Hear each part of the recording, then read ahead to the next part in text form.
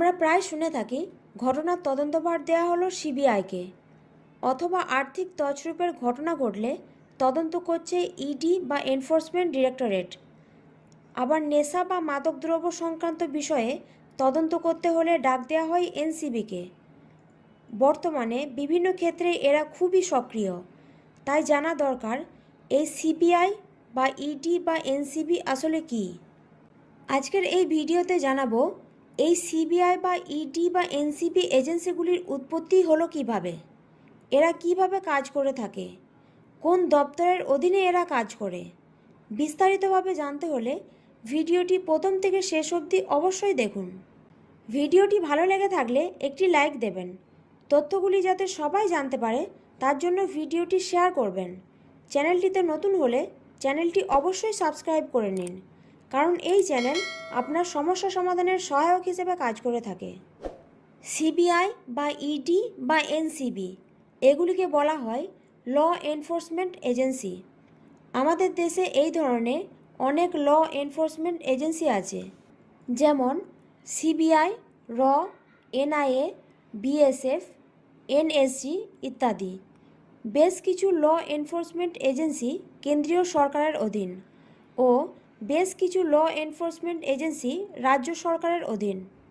জনগণের কথা ভাবনা চিন্তা করে এই সমস্ত ল এনফোর্সমেন্ট এজেন্সি গঠন করা হয়েছে।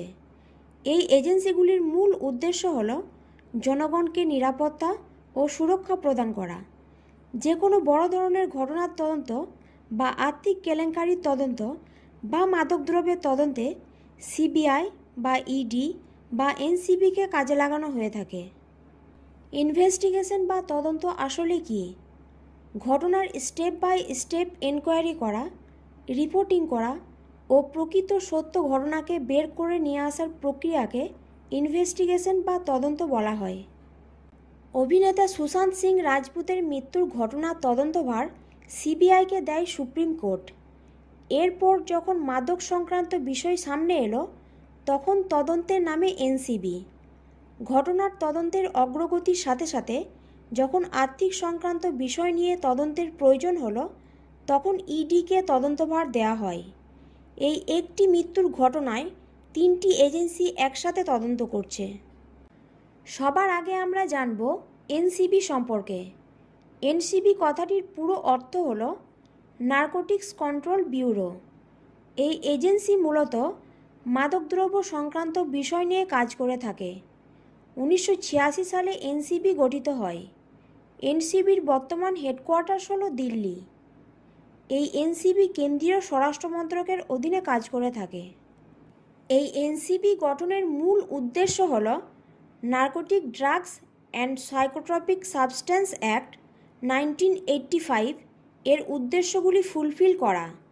আবার narcotic drugs and psychotropic substance act 1985 এর উদ্দেশ্যগুলি সম্পর্কে ভারতীয় সংবিধানের 47 নম্বর অনুচ্ছেদেও উল্লেখ আছে, যেখানে illegal drugs and drinks abuse বিষয়ে স্টেটকে দায়িত্ব দেওয়া হয়েছে।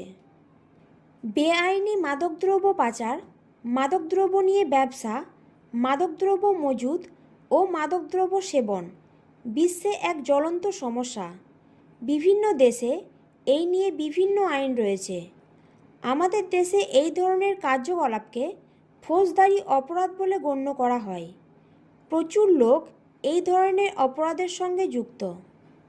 কিন্তু গভীর সমস্যা হলো কম বয়সী ছেলেরা, বিশেষ করে সবে গ্র্যাজুয়েট পাশ করা ছেলেরা এই ধরনের অপরাধমূলক কাজকর্মের শিকার হচ্ছে।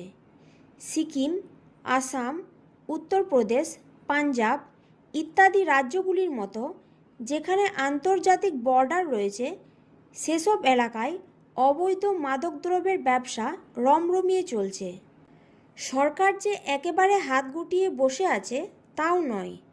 সরকার বিভিন্ন কর্মসূচির মাধ্যমে বেআইনি নেশা ও মাদকজাত দ্রব্যের ব্যবহার ও ব্যবসা প্রতিহত করার চেষ্টা করছে।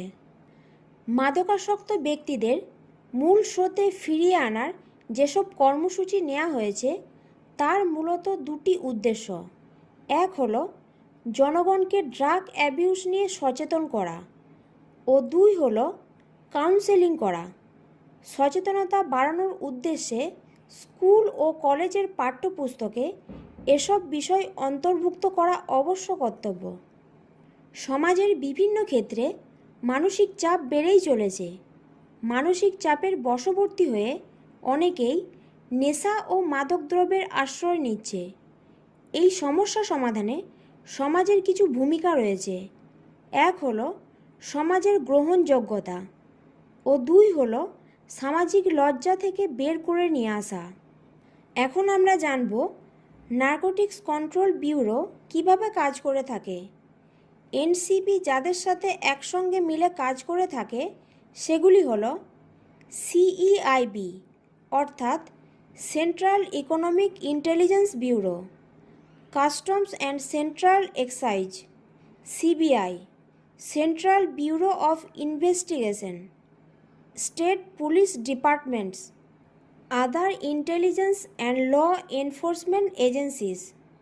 আন্তর্জাতিক বাধ্যবাধকতার দিক দিয়ে বিচার করলে আমাদের দেশ যেসব ইউএন কনভেনশনের সিগনেটারি মেম্বার হয়ে আছে সেগুলি হলো 1961 UN convention of narcotic drugs, 1971 UN convention of psychotropic substance, 1988 UN convention against illicit traffic in narcotic drugs and psychotropic substance, 2000 transnation crime convention. এখন আমরা জানব সিবিআই সম্পর্কে। দেশের সবথেকে বৃহত্তম তদন্তকারী সংস্থা হলো সিবিআই। সিবিআই কথাটির পুরো অর্থ হলো সেন্ট্রাল ব্যুরো অফ ইনভেস্টিগেশন। দ্বিতীয় বিশ্বযুদ্ধের পর অর্থাৎ 1942 সালে দেশের দুর্নীতি অর্থাৎ করাপশন রুখতে স্পেশাল পুলিশ টিম গঠন করা হয়। এরপর দুর্নীতি অর্থাৎ করাপশন প্রতিরোধ করতে সান্থনম কমিটি গঠন করা হয়। এই কমিটির সুপারিশ মেনে সিবিআই গঠন করা হয়। সিবিআই যখন প্রথম গঠন করা হয় তখন তা ছিল কেন্দ্রীয় স্বরাষ্ট্র মন্ত্রকের অধীনে, কিন্তু বর্তমানে সিবিআই হল প্রধানমন্ত্রী অফিসের অধীনস্থ ministry of personal and training মন্ত্রকের অধীনে। আবার সিবিআই যখন দুর্নীতি অর্থাৎ করাপশন প্রতিরোধ আইন নিয়ে কাজ করে থাকে তখন সিবিআইকে সেন্ট্রাল ভিজিলেন্স কমিশনের অধীনে কাজ করতে হয়। সিবিআইয়ের তিনটি প্রধান ডিভিশন হল economic offences division, anti corruption division, special crime division. 2012 সালে সিবিআই দপ্তরকে তথ্য জানার অধিকার আইনের আওতায় আনা হয়েছিল, কিন্তু বর্তমানে সিবিআই দপ্তরকে তথ্য জানার অধিকার আইনের বাইরে রাখা হয়েছে। ডিপি কোহলিকে সিবিআইয়ের প্রতিষ্ঠাতা বলা হয় এবং তিনি 1963 সাল থেকে 1968 সাল পর্যন্ত সিবিআইয়ের ডিরেক্টর পদে আসীন ছিলেন। আন্তর্জাতিক তদন্তকারী সংস্থা ইন্টারপোল ভারতবর্ষের তদন্তের ক্ষেত্রে সিবিআইয়ের সাহায্য নিয়ে থাকে। সিবিআই যখন ইন্টারপোলের হয়ে কাজ করে থাকে তখন তাকে ন্যাশনাল সেন্ট্রাল ব্যুরো হিসেবে কাজ করতে হয়। এখন আমরা জানব অ্যাপয়েন্টমেন্ট কমিটি অফ সিবিআই সম্পর্কে। এই কমিটিতে আছেন 3 জন ব্যক্তি। তারা হলেন prime minister as a chairperson, leader of opposition party or single largest party of Lok Sabha, Chief Justice of India or Supreme Court judge recommended by Chief Justice of India। দেশের বৃহত্তম তদন্তকারী সংস্থা সিবিআইয়ের বিরুদ্ধে অভিযোগ অনেক, যেমন হাওলা কেলেঙ্কারিতে সুপ্রিম কোর্ট জানিয়েছিল যে সরকারি মদতপুষ্ট প্রভাবশালী ব্যক্তিদের বিরুদ্ধে নিরপেক্ষ তদন্ত করতে ব্যর্থ সিবিআই। এমনকি সিবিআইকে সরকারের তোতাপাখি বলে আখ্যা দিয়েছিল সুপ্রিম কোর্ট। এখন আমরা জানব ইডি সম্পর্কে। ইডি কথাটির পুরো অর্থ হলো এনফোর্সমেন্ট ডিরেক্টরেট। এই ইডি যে দুটি আইনকে এনফোর্স বা বলবৎ করার উদ্দেশ্যে গঠিত হয় সেগুলি হলো FEMA, foreign exchange management act, PMLA, prevention of money laundering act. এছাড়াও এফইও ও কফেপোসা আইন নিয়েও ইডি কাজ করে থাকে। ইডি আসলে আর্থিক কেলেঙ্কারি ও দুর্নীতির তদন্ত করে থাকে, যেমন INX media scam, 2G scam, Yes Bank scam ও বোম্বে এয়ারপোর্ট স্ক্যাম ইত্যাদি। ফরেন এক্সচেঞ্জ রেগুলেশন অ্যাক্ট 1947 আইনে এক্সচেঞ্জ কন্ট্রোল ল ভায়োলেশনকে নিয়ন্ত্রণ করতে ডিপার্টমেন্ট অফ ইকোনমিক অ্যাফেয়ার্সের অধীনে এনফোর্সমেন্ট ইউনিট গঠিত হয়। 1957 সালে এই এনফোর্সমেন্ট ইউনিটের নাম পরিবর্তন করে এনফোর্সমেন্ট ডিরেক্টরেট বা ইডি করা হয়। এরপর ইডিকে ডিপার্টমেন্ট অফ ইকোনমিক অ্যাফেয়ার্সের অধীন থেকে মিনিস্ট্রি অফ ফিনান্স অ্যান্ড রেভিনিউয়ের অধীনে নিয়ে যাওয়া হয়। ফেমা অ্যাক্ট অনুযায়ী যত টাকার আর্থিক দুর্নীতি হয়েছে, ইডি তার 3 গুণ টাকা আদায় করতে পারে। পিএমএলএ অ্যাক্ট অনুযায়ী ইডি প্রপার্টি অ্যাটাচমেন্ট অ্যান্ড সিজ করতে পারবে।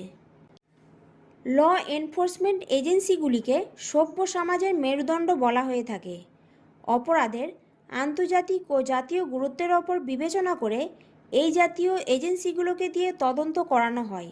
রাজ্য চাইলে ঘটনার গুরুত্ব অনুযায়ী এজেন্সিগুলোকে দিয়ে তদন্ত করাতে পারে। ল এনফোর্সমেন্ট এজেন্সিগুলি যদি নিরপেক্ষতার সাথে কাজ করে, তাহলে দেশের মেরুদণ্ড শক্ত ও মজবুত হবে।